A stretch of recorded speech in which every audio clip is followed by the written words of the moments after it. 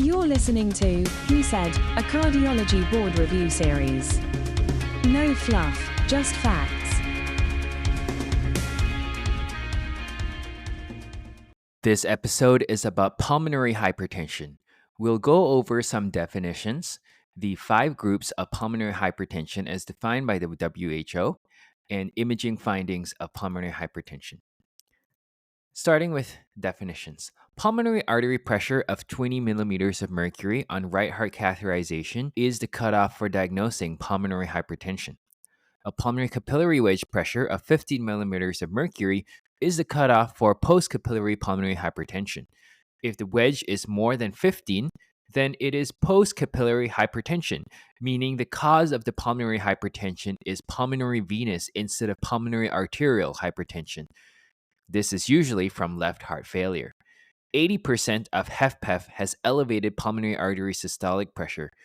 If the pulmonary capillary wedge pressure is less than 15, then it is pre-capillary hypertension. The most common cause of pulmonary hypertension is not actually PAH, but pulmonary hypertension from left heart disease. That accounts for 70% of all PH. Now let's go over key instances of each group of PH. Group 1 is pulmonary arterial hypertension, or PAH, accounting for 10% of all of PH.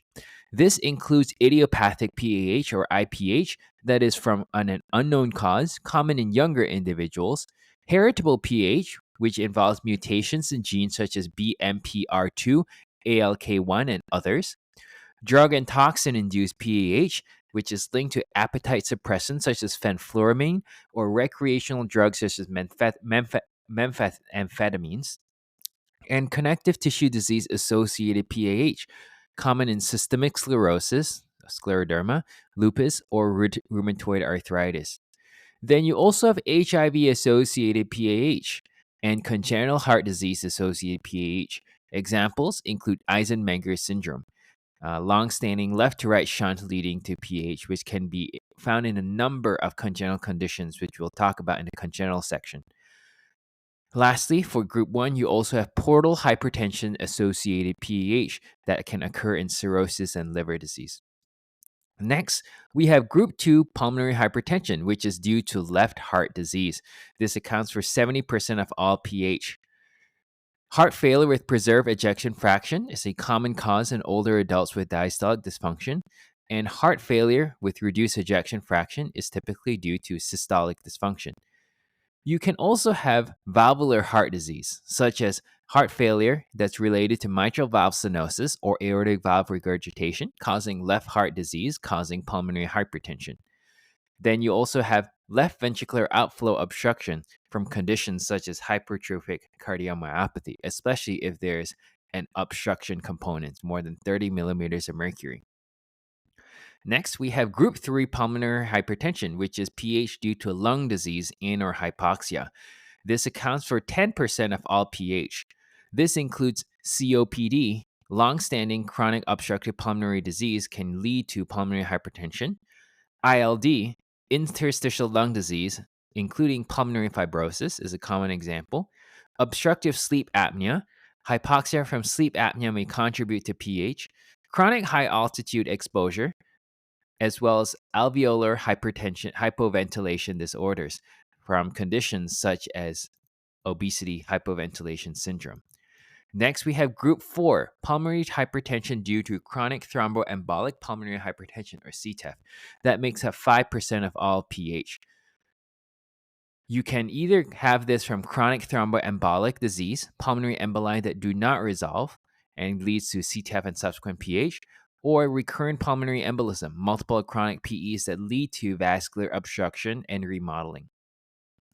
Then you have group 5 PH. That's PH with unclear or multifactorial mechanisms, accounting for 5% of all PH.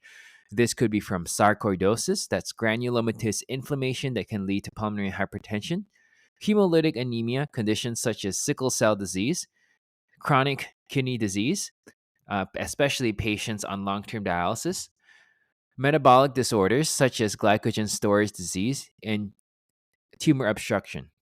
Large tumors can obstruct pulmonary arteries. Let's delve into each of these, starting with PAH. 40% of PAH is idiopathic. 20% of PAH is connective tissue dissociated, most commonly from systemic sclerosis, but it can also be from lupus or RA. 15% of PAH is heritable, especially from mutations in bone morphogenic protein receptor type 2, that's BMPR2. BMPR2 mutations account for 75% of inherited PAH. Then 10% of PAH is drug or toxin induced from recreational drugs such as methamphetamines or anorexigens such as fenfluramine. 10% of PAH is from congenital heart disease with long-standing left-right shunts such as ASD, VSD, or PDA. And 5%, as mentioned earlier, of PAH is from portal hypertension due to liver cirrhosis. This is also called portal pulmonary hypertension. Less common causes of PAH in the US, accounting for less than 2% in total, are HIV, schistosomiasis, chronic hemolytic anemia such as sickle cell disease, sarcoidosis, and thyroid disease. Now, let's focus on acute vasoreactivity testing. What is acute vasoreactivity testing? That is when inhaled nitric oxide is administered during right heart catheterization to produce acute pulmonary vasodilation to identify patients who may respond to calcium channel blockers, which can significantly improve outcomes in a subset of PAH patients. Other vasodilators such as epoprostenol and adenosine can also be used, but nitric oxide is preferred for its short half-life and specificity to pulmonary vasculature.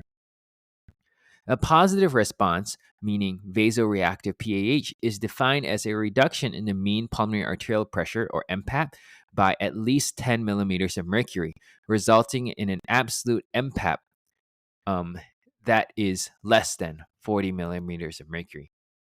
There should be no significant decrease in cardiac output during this test. Calcium channel blockers should not be empirically started until after vasoreactivity testing is performed, as only a minority of patients will respond. Only 10% of patients respond.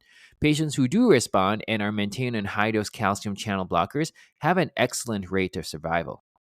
In patients who have no vasoresponsivity to nitric oxide and thus are ineligible for calcium channel blockers, you can give them phosphodiesterase 5 inhibitors, prostacyclin analogs, endothelin receptor antagonists, or soluble guanylate cyclase stimulators. So these are what we call PAH-specific therapy for non-vasoreactive PAH. Let's start with the endothelin receptor antagonists, or ERAs. Examples are bosentan, also known as Tracleer, ambrisentan, also known as Letairis, and macitentan, also known as Opsumit. The mechanism is that these ERAs block the effect of endothelin 1, a potent vasoconstrictor, reducing pulmonary vascular resistance. It's often used as first-line therapy in patients with WHO functional class 2 and 3. You need to monitor for liver toxicity, especially with bosentan and peripheral edema. Now, how about phosphodiesterase 5 inhibitors? Everyone knows sildenafil. Instead of Viagra, it's called Revatio when it's used for pulmonary hypertension. And you also have tadalafil, which is known as Adcirca. The mechanism is that these PDE5 inhibitors increase cyclic GMP, promoting vasodilation in the pulmonary vasculature by inhibiting the breakdown of nitric oxide. This can be used as first-line therapy, especially in patients with WHO functional class 2 and 3. But you must avoid concurrent use with nitrates due to risk of inducing severe hypotension. Now, how about soluble guanylate cyclase stimulators, or sGCS? This includes riociguat, also known as Adempas. sGCs stimulate soluble guanylate cyclase, increasing cyclic GMP and enhancing nitric oxide signaling, leading to pulmonary vasodilation. It's approved for both PAH and CTEPH. It can be used as an alternative or in combination with PDE5 inhibitors. However, riociguat is contraindicated in pregnancy and also with concurrent nitrate use. Now, how about prostacyclin analogs? These are also known in short form as prostanoids. Examples include epoprostenol, which is an IV medication known as Flolan or Velitri, treprostinil, which can be IV or subcutaneous, that's Remodulin, or inhaled, that's Tyvaso, or oral, that's orinitram. Or you can also have iloprost, that's inhaled, also known as Ventavis. So again, the examples of prostacyclin analogs are ibupropanol, treprostinil, and iloprost. These medications mimic the effects of prostacyclin, a potent vasodilator, and inhibit platelet aggregation. These agents will improve symptoms, exercise capacity, and survival in PAH. They're typically used in advanced disease with WHO functional class 3 and 4 or in patients who fail oral therapies. IV prostanoids should be given in PAH that has either high RA pressure exceeding 20 millimeters of mercury, low cardiac output, history of syncope, or overt RV failure. Continuous infusion of IV ibupropanol requires careful management due to infection risk and risk of pump failure. You also have prostacyclin receptor agonists, such as selexipag, also known as Uptravi. The mechanism of prostacyclin receptor agonists, such as selexipag, is that they selectively stimulate the prostacyclin receptor, inducing vasodilation and inhibiting vascular remodeling. This can be used as add-on therapy in patients with WHO functional class 2 or 3. Common side effects of selexipag include headache, jaw pain, and diarrhea. So, with all of these menu of medications in what we call pH specific therapy, how do you decide? You can use a framework based on the WHO functional class. If you have a patient with WHO functional class 1 that is no symptoms with ordinary activity, you can actually just monitor. No immediate pH specific therapy is required at WHO functional class 1. If you move on to functional class 2, which is mild symptoms, and functional class 3, which is marked limitations, your initial therapy is going to be monotherapy with an ERA, such as ambrisentan or bosentan, or with a PDE5 inhibitor, such as sildenafil or tadalafil. You can do combination therapy for more symptomatic patients. Initial combination therapy with an ERA plus an PDE5 inhibitor is recommended. Soluble guanylate cyclase stimulators such as uriciguat can be used as an alternative to or in combination with PDE5 inhibitors. Then, if you reach functional class 4, which is severe symptoms, including at rest, then it's time to add a prostanoid such as ibupropanol, which is intravenous, or treprostinil, which can be IV, subcutaneous, inhaled, or oral. Okay, so I think that was a pretty in-depth treatment of PAH, which is group 1 PH. Now we'll briefly touch upon the other types. PH from heart disease. Among group 2 PH, 50% is from HFrEF, 35% is from HFpEF, 10% is from valvular heart disease, especially mitral stenosis or regurgitation, and 5% is from dynamic LV outflow obstruction of HOCM. The treatment of group 2 PH is to optimize left heart therapy, bring down the pulmonary artery wedge pressure, for example, with diuresis. Treat concomitant issues such as hypoxemia and sleep apnea, and do not use PDE5 inhibitors or other pH specific therapy, as it has no benefit and may actually cause harm in HFpEF. Please refer to the HFpEF episode for further details. Next, we have PH from lung disease. Among group 3 PH, 40% is from COPD, 30% is from ILD, 10% is from combined pulmonary fibrosis and emphysema, CTEPH, which is a combined syndrome seen in smokers, 10% is from obstructive sleep apnea, 5% is from chronic hypoxia from high altitude, and 5% is from other causes of chronic hypoventilation, such as obesity, hypoventilation syndrome, neuromuscular diseases such as ALS, and thoracic cage disorders such as kyphoscoliosis. 50% of COPD patients with FEV1 under 24% referred for lung volume reduction surgery actually have PH, but 85% of these are mild PH, MPAP less than 35. 40 to 60% of ILD patients have PH, but is also mild in the majority of them. PH remains mild even in patients with severe obstructive sleep apnea. Treatment of group 3 PH is to treat the underlying hypoxia aggressively and use diuretics if RV failure is present. In group 3 PH, which is the PH due to COPD or other lung disease, you don't want to give sildenafil. you need to treat the underlying lung disease first. Sildenafil may actually harm group 3 pH patients because the vasodilation worsens ventilation perfusion matching and further impairs gas exchange.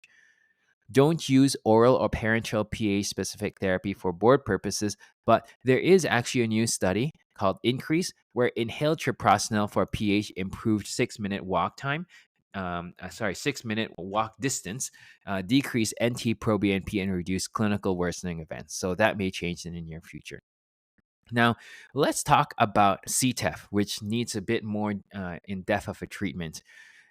50% of CTEPH patients actually have no history of PE, and only 4% of patients with acute PE go on to develop CTEPH. A VQ scan is the screening test of choice in patients with suspected CTEPH because it is more sensitive than CT pulmonary angiography and is less likely to miss small peripheral disease. A normal VQ scan virtually excludes CTEPH. If the VQ scan is abnormal, pulmonary angiogram, or alternatively CT pulmonary angiogram, should be done to confirm chronic thromboembolic defects. Afterwards, right heart cath and catheter-directed angiography are recommended to clarify hemodynamic and anatomic characteristics. How do we manage CTEPH?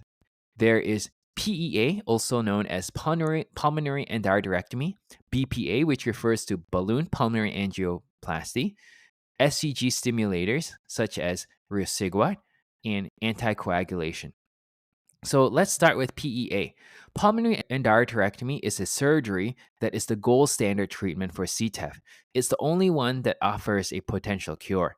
It's indicated in patients with CTEPH with operable disease based on the location of thromboembolic obstructions, proximal or surgically accessible areas in the pulmonary arteries. When to use it? This is first-line patients for anyone who is deemed a surgical candidate, as long as you make sure that the disease is localized to the main or lobar or segmental pulmonary arteries. Now, how about BPA or balloon pulmonary angioplasty? This is a minimally invasive procedure. It's a transcatheter percutaneous procedure, so non-open heart, that uses balloon catheters to open up narrowed or obstructed pulmonary arteries. It's indicated in patients with inoperable CTEPH, which usually refers to distal or peripheral disease that's not amenable to open heart surgery, or those with high surgical risk. It can also be used for those with residual pulmonary hypertension after PEA. Now, how about soluble guanylate cyclase stimulators, such as Rosiguat or Adempas? This improves pulmonary hemodynamics and exercise capacity by stimulating the nitric oxide cGMP pathway. It's approved for patients with inoperable CTEPH or persistent or recurrent CTEPH after PEA or BPA. How about these pulmonary arterial hypertension specific therapies, such as prostacyclin analogs, PDE5 inhibitors, and ERAs? They can be used in some cases for residual pulmonary hypertension after PEA or for patients with inoperable CTEPH who remain symptomatic despite other treatments. But you are kind of in a gray zone when you use these pH medications in CTEPH. Remember, BPA is only given to symptomatic patients who are ineligible for PEA due to distal chronic thromboembolism and or persistent recurrent pulmonary hypertension after surgery. In terms of anticoagulation, long-term anticoagulation is required for all patients with CTEPH, typically with warfarin or direct oral anticoagulation, DOACs, to prevent further thromboembolic events. You want to use it in all CTEPH patients pre and post-surgery or as a standalone therapy in patients with minimal symptoms and operable disease. Now, we need to talk about imaging in pulmonary hypertension. Echocardiographic probability of pulmonary hypertension is based on peak tricuspid regurgitation velocity plus the presence of two echo signs and pH. pH is confirmed if the TR jet velocity exceeds 3.4 meters per second. If the TR jet is more than 2.9 meters per second and there are no other echocardiographic signs of pH, then the probability of pH is intermediate. If there are echocardiographic signs of pH, I'll go over those shortly, then the probability is high. If the TR jet velocity is 2.8 meters per second or lower with no other echocardiographic signs of pH, then the probability of pH is low. The echo criteria or findings to raise suspicion of pH are at least two of the following. interventricular septal flattening, and early diastolic pulmonary regurgitation velocity of 2.2 meters per second or higher, an IVC diameter more than 2.1 centimeter with more than 50% inspiratory collapse, or a pulmonary artery diameter more than 25 millimeters. PH can be suspected in a patient with unexplained dyspnea and physical exam findings suggestive of right heart disease, such as an increased P2 sound or pedal edema. You can proceed to right heart cath to evaluate for pH if the TTE suggests pH with a TRV max of more than 3 milliliters per second or more than 2.5 meters per second with unexplained dyspnea. As long as there's no pulmonic stenosis, which is rare in adults anyway, RV systolic pressure is treated as the same as pulmonary artery systolic pressure, PASP. So PASP equals RVSP equals RA pressure plus 4 times the square of the tricuspid velocity. If there is severe TR, you then can no longer use the simplified Bernoulli equation. If you use the PR velocity at the end of the envelope as opposed to max TR, then you can get PA diastolic pressure. So the equation PA diastolic pressure is PADP equals RA pressure plus the square of the velocity at NPR times 4. When measuring the TR velocity on the CW Doppler, you have to measure the chin, not the beard, i.e. you need to make it more conservative. MPAP, which is important because the definition of pH is based on having an MPAP of 20 millimeters of mercury or more. You can get it several ways. You can use the mean gradient on the TR continuous Doppler, or you can use the peak velocity on the PR continuous Doppler.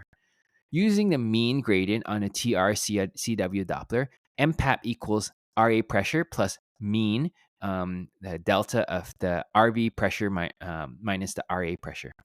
Using the peak velocity on the PR continuous Doppler, MPAP equals RA pressure plus 4 times the square of the maximal PR velocity. If you don't have the values, you can just ballpark the MPAP as 2/3 of the SPAP. When the patient is taken off supplemental oxygen for right heart catheterizations, there will be vasoconstriction, causing elevation in pulmonary artery pressures. So right heart cath pulmonary artery pressures tend to be higher than echo estimated pulmonary artery pressures. PA pressures are supposed to increase with stress, such as exercise, due to increases in pulmonary artery flow proportional to increases in cardiac output. But this increase should still remain under 50 to 55 millimeters of mercury for SPAP. Except in athletes, the SPAP may exceed this level during exercise. In diseased pulmonary arteries, PA pressures can increase dramatically with stress or exercise above 50 to 55 millimeters of mercury, and both the TR gradient and RA pressure should also increase with that. Pulmonary artery acceleration time is no longer used in the estimation of MPAP, so you don't need to know about that. When you do PW, a Doppler of the pulmonary artery, instead of seeing a normal downward parabola as you would see in a healthy patient, a patient with pulmonary hypertension would have a W-shaped PW. So that's late onset of flow, early time to peak velocity. It's a trough since it's going away from the probe rather than a peak. And then you'll have mid-systolic notching and overall reduced VTI. A very important point to know for the boards is that the severity of pH is not defined by the degree of elevation in RV systolic pressure.